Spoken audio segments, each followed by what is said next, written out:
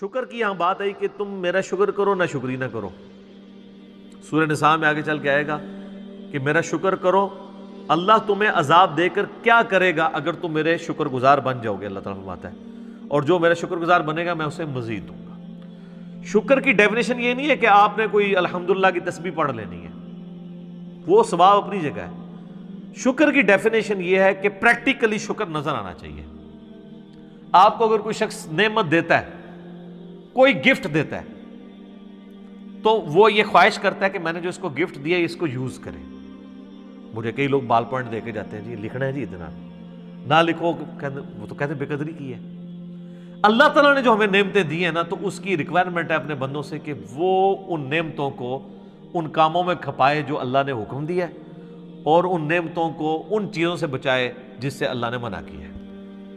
یعنی آنکھیں دی ہیں تو اللہ کی یہ خواہش ہے اپنے بندے سے کہ آنکھیں حرام کی طرف نہ اٹھیں. جب آپ نے حرام سے آنکھوں کو بچا لیا، آپ نے آنکھوں کا شکر ادا کر دیا. زبان کو حرام سے بچا لیا، زبان کا شکر ادا کر دیا. دل کو بچا لیا، دل کا شکر ادا کر دیا. جو بخاری مسلم میں حدیث ہے نا کہ آنکھیں بھی زنا کرتی ہیں، ہاتھ بھی زنا کرتے ہیں، پاؤں بھی زنا کرتے ہیں، دل بھی زنا کرتا ہے، شرمگاہ اس کی تصدیق کر دیتی ہے. دل میں جان بوجھ کے برا خیال ہے، اے تو آ گیا جھٹک دیا چھوڑ دیا، جان بوجھ کے نہ. پیٹ کا شکر یہ ہے کہ پیٹ میں حرام مال نہ جائے. پاؤں کا شکر یہ ہے کہ پاؤں حرام کام کی طرف نہ اٹھے. ہاتھ کا شکر یہ ہے کہ ہاتھ حرام کام کی طرف نہ بڑھے، نہ کسی پہ ظلم کے لیے نہ کمائی کرنے کے لیے. تو یہ سار ہے. تو اب اندازہ لگائیں کہ دنیا میں سب سے مشکل کام اگر کوئی ہے نا تو وہ شکر کرنا ہے. لوگ کیا کہتے ہیں جناب، پہلے خوب اللہ کا گلہ شکوہ کرتے ہیں، اپنا پورا غصہ نکالتے ہیں معاذ اللہ، اینڈ تک کہتے ہیں چلو جی جو دی مرضی، اللہ کا شکر ہے جی. پھر بھی تو جو اپنی روح راضی کرنی ہوتی ہے وہ کر لیتے ہیں، اور پھر اس کو نام صبر کا دے رہے ہوتے ہیں. حالانکہ بخاری میں حدیث ہے کہ صبر تو صدمے کے آغاز کے اوپر ہے. جب آپ نے اس وقت نہیں کیا تو پھر تو بات ختم ہو گئی. لے جی صبر کا ذکر شکر کے ساتھ جڑا ہوا ہے، تو اگلی آیت بھی سن لیں، وہ اسی سے ریلیٹڈ ہے. یا ایھا الذین آمنوا استعینوا بالصبر والصلاۃ، اے ایمان والو مدد طلب کیا کرو صبر کے ذریعے اور نماز کے ذریعے. کس کی مدد؟ اللہ کی. ظاہر ہے شیخ عبدالقادر جیلانی کی مدد تو نہیں طلب کرنی، مولا علی کی مدد تو نہیں طلب کرنی، اس سے اللہ کی. کیونکہ ساتھ ہی آ گیا ان اللہ مع الصابرین، بے شک اللہ صبر کرنے والوں کے ساتھ ہے. یعنی جو صبر کرنے والے ہیں ان کے ساتھ اللہ ہو جائے گا. جب وہ صبر کے ذریعے اللہ کو پکاریں گے اللہ ان کی مدد فرما دے گا. سمپل چیز ہے. صبر کے اندر پوری زندگی ہے. بلکہ نماز بھی صبر ہی ہے جناب. فجر کی نماز گرمیوں میں اٹھ کے پڑھنا صبر نہیں ہے جب نیند ہی نہیں پوری ہوتی. سردیوں میں نماز کے لیے وضو کرنا کیا صبر نہیں ہے؟ صبر کی 3 اقسام ہے مینلی. ایک صبر ہے اللہ تعالیٰ کی طرف سے آئے ہوئے تکلیفوں پہ صبر کرنا، وہ تو ہم سب کو پتہ ہے، اور وہ صبر ہوگا ابتدائی صدمے پہ. اس کی آگے آیات بھی آ جائیں گے. اس کے لیے آپ نے کہنا ہے انا للہ و انا الیہ راجعون. بے شک ہم خود بھی تو اللہ کی طرف سے آئے تھے، ہم نے لوٹ کے اللہ کی طرف جانا ہے. یہ تکلیف بھی آئی، الٹیمیٹلی چلی جائے گی. اور صحیح مسلم میں آگے ایک اور دعا کا حصہ ہے، اللہم اجرنی فی مصیبتی واخلف لی خیرا منہا. تو مسلم شریف کے الفاظ ہیں، جو یہ دعا پڑھ لے گا تو اللہ تعالیٰ اسے بہتر نعم البدل عطا فرمائے گا اس چھوٹ جانے والی چیز کے ایکویولنٹ. اس کا مطلب یہی ہے اللہم اجرنی فی مصیبتی، اے اللہ اس مصیبت میں مجھے اجر عطا فرما، واخلف لی خیرا منہا، اس سے بہتر میرے لیے خلیفہ مقرر کر دے، بہتر نعم البدل. اور مسلم شریف کے الفاظ ہیں، ام سلمہ کہتی ہیں جب میرا خاوند ابو سلمہ فوت ہوا تو میں بڑی دکھی تھی، تو میں نے حضور سے یہ دعا سنی ہوئی تھی، انا للہ و انا الیہ راجعون اللہم اجرنی فی مصیبتی واخلف لی خیرا منہا. یہ یوٹیوب پہ میرا ایک کلپ بھی اپلوڈڈ ہے، غم کی خبر کو خوشی میں بدلنے کی دعا. تو اس میں نے اس کو ڈسپلے بھی کروایا نیچے. تو کہتی ہیں میں نے یہ دعا پڑھ لی اور میں پھر پریشان تھی کہ ابو سلمہ سے بہتر تو نبی الاسلام کے صحابہ میں کوئی اور صحابی نہیں ہے، تو مجھے اللہ تعالیٰ اس کا بہتر نعم البدل کیا دے گا. تو کہتے ہیں جیسے میری عدت پوری ہوئی تو نبی الاسلام میرے پاس آئے اور انہوں نے میرے سامنے اس خواہش کا اظہار کیا کہ میں تمہیں اپنے عقد میں لینا چاہتا ہوں. تو کہتی ہیں میں نے کہا مجھے واقعی نعم البدل مل گیا. اور ام المومنین بنی ہے 64 ہجری میں فوت ہوئی ہیں، واقعہ کربلا کے بھی 3 سال بعد فوت ہوئی ہیں۔ نبی الاسلام کی وفات کے بعد یہ 53 سال زندہ رہی ہیں۔ اتنی لمبی عمر کسی اور امہات المومنین میں سے کسی نے نہیں پائی۔ سب سے آخر میں حضور کی جو بیوی فوت ہوئی ہیں ام سلمہ ہے۔ اور اہل بیت کی شان میں اور کربلا سے ریلیٹڈ جتنی احادیث ہیں نا وہ آلموسٹ ام سلمہ نے روایت کی ہوئی ہے۔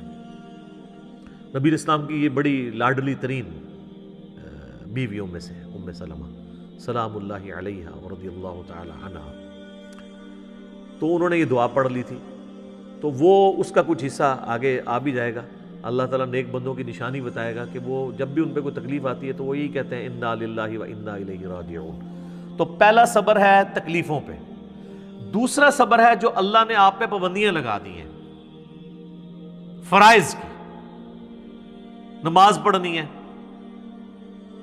روزہ رکھنا ہے، یہ ظاہر ہے آپ کو اس کے لیے جنبی ہوں تو غسل اتارنا ہے، اس کے لیے آپ کو تکلیف سے نہیں گزرنا پڑتا، پروٹوکول دینا پڑتا ہے، تو یہ بھی ہے۔ اور تیسرا صبر ہے حرام چیزوں سے بچنے پہ، آنکھوں کی حفاظت کرنا، اس کو حرام سے بچانا، اس کے لیے صبر کرنا پڑتا ہے۔ حرام کما کے راتوں رات امیر ہو جانا یہ تو آسان کام ہے، لیکن حلال کما کے روکھی سوکھی کھا کے گزارا کرنا اور اللہ سے ڈرنا کہ میں نے حرام کا لقمہ اپنے پیٹ میں نہیں جانے دینا، اس کے لیے آپ کو صبر کرنا پڑے گا۔ تو یہ 3 صبر ہیں۔ نمبر 1 اللہ کی طرف سے آئی ہوئی تکالیف پہ صبر، نمبر 2 اللہ نے جو آپ پہ فرائض لگائے ہیں ان فرضوں کو منوان اسی طریقے سے پورا کرنے میں جو تکلیفیں اٹھانی ہیں اس پہ صبر، چاہے وہ گرمیوں کے روزے ہوں اور سردیوں کے وضو ہوں اور گرمیوں کی فجر کی نماز ہو، اور تیسرا اللہ تبارک و تعالیٰ نے جو حرام سے بچنے کے لیے آپ کو ایمفسائز کیا ہے اور اٹریکشن بھی رکھ دی اس حرام کے اندر، تو صبر کرنا پڑے گا نا۔ اٹریکشن تو ہے ہر حرام چیز میں۔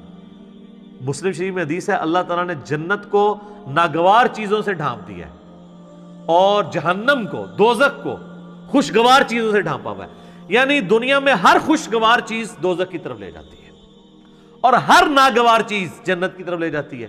اب وہ ناگوار کی ہرڈلز جو عبور کرے گا نا تو جنت تک پہنچے گا، یہ ہے وہ چیز۔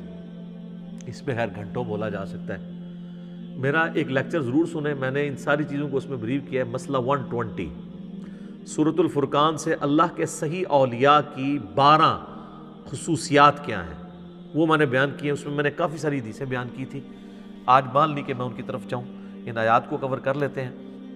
وَلَنَبْلُوَنَّكُمْ بِشَيْءٍ مِّنَ الْخَوْفِ وَالْجُوعِ، اور ہم ضرور آزمائیں گے تمہیں تھوڑے سے خوف سے، تھوڑی سی بھوک سے، وَنَقْصٍ مِّنَ الْأَمْوَالِ، اور تمہارے مال میں نقصان کے ذریعے، وَالْأَنفُسِ وَالثَّمَرَاتِ، اور تمہاری جانوں میں نقصان کے ذریعے، اور تمہارے پھلوں میں جو تمہارے پاس ایسٹس ہیں یا تمہاری کھیتی ہے کوئی بھی چیز۔ وَبَشِّرِ الصَّابِرِينَ، اور پھر بشارت ہوگی جو صبر کر لیں گے، یعنی اللہ نے یہ کنفرم کر دیا ہے کہ آزمائے بغیر میں نے کو نہیں چھوڑنا۔ اب یہ ایک آیت اس بات کی متقاضی ہے کہ میں 1 گھنٹہ صرف اس آیت کے اوپر بولوں کہ اللہ تبارک و تعالیٰ نے انسان کو ضرور آزمانا ہے۔ بہرحال چونکہ میں نے یہ پچھلے دنوں جو کرونا سے ریلیٹڈ بھی ویڈیو ریکارڈ کروائی ہے اس میں میں نے اس آیت کو کور کیا، اور اس کے کانٹیکسٹ میں سورہ الحدید کی آیت نمبر 22 اور 23 میں اللہ تعالیٰ نے فرمایا کہ زمین و آسمان میں کوئی مصیبت ہم نازل کریں یا تمہاری جانوں میں تو ہم نے اس سے پہلے ہی روئے محفوظ میں اسے لکھ لیا ہے، تاکہ جو تمہیں تکلیف پہنچے تم اس کے اوپر غم نہ کرو، اور جو تمہیں اللہ کی طرف سے اچھائی ملے اس کے اوپر شیخی نہ بگاڑو، اللہ کو شیخی بگاڑنے والے پسند نہیں ہے۔ تو یہ ہمارا ٹیسٹ ہے، سورۃ الانبیاء میں ہے کہ ہم اچھے اور برے حالات کے ذریعے تمہیں آزماتے رہیں گے، لیکن ہمارے لیے یہ ہے کہ صبر کرنا ہے۔ مبشر الصابرین، بشارت ہے صبر والوں کے لیے۔ الذین اذا اصابتہم مصیبہ، وہ لوگ ایسے ہیں کہ جب انہیں کوئی مصیبت پہنچتی ہے، قالوا انا للہ وانا الیہ راجعون، ان کا یہ ایٹیچیوڈ ہوتا ہے کہ یار ہم بھی تو اللہ کی طرف سے آئے تھے، ہم نے بھی مر کے اللہ کے پاس جانا ہے، ہم نے خود ہی مر جانا ہے، تو یہ جو تکلیف ہمارے پاس آئی تھی زیادہ سے زیادہ ہمیں موت ہی دے سکتی ہے نا، تکلیف بھی اللہ کے پاس چلی جائے گی تو ہم نے بھی تو ایک نہ ایک دن اللہ کے پاس چلے ہی جانا ہے۔ کتنی زبردست دعا ہے کہ موت ہر چیز کا اینڈ کر دے۔ وہ جب جادوگروں کو فرعون نے کہا نا میں تمہیں سولی لٹکا دوں گا، مخالف سمت کے ہاتھ پاؤں کٹوا دوں گا، تو قرآن میں آتا ہے انہوں نے کہا تھا کہ تو جو کچھ کرے گا اس دنیا کی زندگی میں کر سکتا ہے نا، آخرت جا کے تو نہیں برباد سے کر سکتا نا ہماری، زیادہ مار دے گا نا تو مرنا تم نے ویسے بھی ہے۔ کیا تیری بات مان لیں تو پھر نہیں مریں گے؟ مرنا تو ہے ہی۔ اولئک علیہم صلوات من ربہم، اللہ اکبر۔ اللہ کہہ رہا ہے ایسے لوگ ہیں جن پر اللہ تعالیٰ بھی درود بھیجتا ہے، اللہ کی رحمتیں ہیں ایسے لوگوں پہ، ورحمہ اور رحمت، واولئک هم المہتدون، اور یہی وہ لوگ ہیں جو اصل میں سیدھے راستے کے اوپر ہیں، ہدایت کے اوپر ہیں۔ کون سے لوگ؟ جن کا یہ ایٹیچیوڈ ہے کہ کوئی تکلیف جان مال میں پہنچے وہ کہیں جو اللہ کی مرضی۔ اس اعتبار سے ایک حدیث ہے، اب یہ مسئلہ تقدیر سے ریلیٹڈ ہے۔ مسئلہ تقدیر خود اتنا بڑا ٹاپک ہے کہ میں نے قرآن حکیم سے 50 مقامات سے 200 آیات کراس ریفرنس کے طور پہ 4 لیکچرز میں کور کیے ہیں۔ مسئلہ 103 104 ABC، مسئلہ تقدیر کے اوپر یہ آیات بھی اس میں کور کی تھی۔ تمام اس طرح کی جو کریٹیکل آیات ہیں وہ کور کی ہیں۔ پھر بخاری مسلم میں درجنوں احادیث ہیں تقدیر کے اوپر، اور اس میں ایک حدیث سب کو کنکلوڈ کرتی ہے۔ اور امام مسلم اتنے سمجھدار ہیں کہ جو کتاب القدر چیپٹر ہے نا، تقدیر ڈیسٹنی والا چیپٹر، اس کی آخری حدیث انہوں نے وہی لی ہے، کیونکہ حدیثیں وہ ایسی ہیں کہ انسان بعض وقت کنفیوز ہو جاتا ہے۔ تو میں نے تقدیر کے لیکچر جو دیے ہیں اس میں وہ ساری حدیثیں جس سے لوگ قدریہ کی طرف چلے جاتے تھے یا جبریہ کی طرف، میں نے دونوں کا رد کر کے آپٹیمل سلوشن بتایا۔ وہ مسلم شریف کی حدیث بڑی زبردست ہے۔ اس حدیث میں الفاظ ہیں کہ سیدنا ابو ہریرہ رضی اللہ تعالیٰ عنہ کہتے ہیں کہ نبی علیہ السلام نے مجھے یہ وصیت کی تھی، اے ابو ہریرہ اپنے لیے جو نفع مند چیز ہے اس کے لیے خوب کوشش کرو، نمبر 1۔ نمبر 2، پھر وَاسْتَعِن بِاللَّهِ، اللہ سے بھی مدد مانگنی ہے، خالی کوششوں میں نہیں بیٹھ جانا۔ جو مولا علی کا قول ہے کہ میں نے اپنے ارادوں کے ٹوٹنے سے اپنے اللہ کو پہچانا ہے، کہ میں نے سب کچھ فٹ رکھا تھا لیکن اللہ کی مرضی کچھ اور تھی، کچھ اور ہی رزلٹ نکل آیا۔ اپنے لیے نفع مند چیز کے لیے پوری کوشش کرنا، وَاسْتَعِن بِاللَّهِ، پھر اللہ سے مدد مانگنا۔ پھر ساتھ فرمایا کاہلی نہ کرنا، سستی نہ کرنا۔ یہ نہیں کہ پیپروں کی تیاری کی کوئی نہیں ہے اور خالی تسبیح پڑھی اور اینڈ تے فیل ہو کے کہتے ہیں جو اللہ دی مرضی، نہیں، یہ نہیں۔ کاہلی نہ کرنا، سستی نہ کرنا۔ اس کے باوجود اگر رزلٹ تیرے خلاف آ جائے، تجھے نقصان ہو جائے، تو پھر یہ نہ کہنا کہ اگر میں یہ کر لیتا تو یہ ہو جاتا، اگر میں یہ کر لیتا تو یوں ہو جاتا، اگر مگر شیطان کا دروازہ کھول دیتا ہے۔ تو اگر مگر سے بچنا ہے اینڈ پہ، پہلے پوری کوشش کرنی ہے۔ ایک کام کیا یہ اچھا، اس کا یہ مطلب نہیں ہے کہ آپ نے کرٹیکل انالیسز نہیں کرنا، کہ مثلا اگر کوئی پاکستان نے کوئی مہم لانچ کی ہے اور اس میں ناکامی ہو گئی ہے تو اب وہ اس کے اوپر کوئی میٹنگ، جس نے F-16 گرا ہے تو آپ میٹنگ ہی نہ کال کریں، وہ کریں گے مستقبل میں بچنے کے لیے، وہ علیحدہ چیز ہے۔